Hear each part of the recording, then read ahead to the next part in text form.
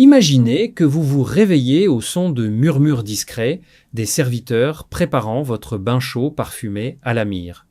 Sur la table, un repas déjà prêt. Et à l'extérieur, des terres qui semblent ne jamais se terminer.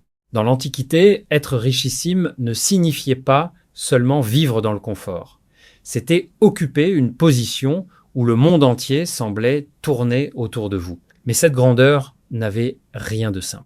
La richesse était une forme de pouvoir visible, constante, presque théâtrale. À Rome, les matinées des élites n'étaient jamais calmes. Devant leur maison, des foules de personnes attendaient dès l'aube.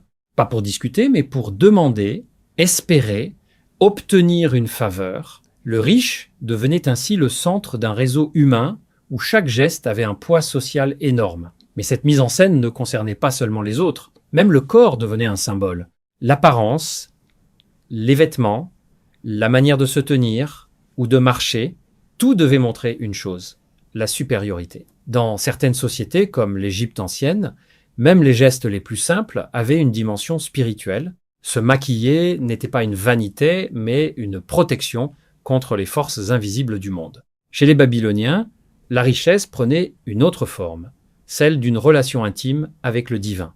Les plus riches pensaient pouvoir influencer leur destin grâce à des offrandes et des rituels personnels, comme si le pouvoir terrestre s'étendait jusque dans le monde invisible. Mais c'est dans les maisons que cette domination devenait réelle. Les demeures des riches n'étaient pas faites pour être seulement habitées. Elles étaient conçues pour impressionner, pour marquer l'esprit de chaque visiteur.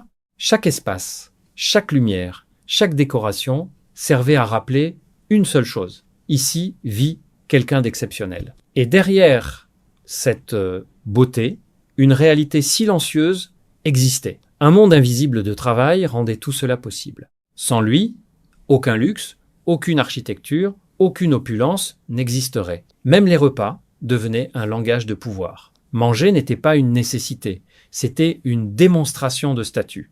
Plus un plat était rare, plus il affirmait la domination de celui qui le servait. Mais ce système restait fragile. Dans l'Antiquité, la richesse pouvait disparaître rapidement au rythme des guerres, des décisions politiques ou des chutes de pouvoir. C'est pour cela que les riches vivaient dans une tension constante. Maintenir leur image pour ne pas perdre leur place. Parce qu'au fond, dans ce monde, la richesse n'était jamais stable. C'était une performance permanente, soutenue par la peur de tout perdre.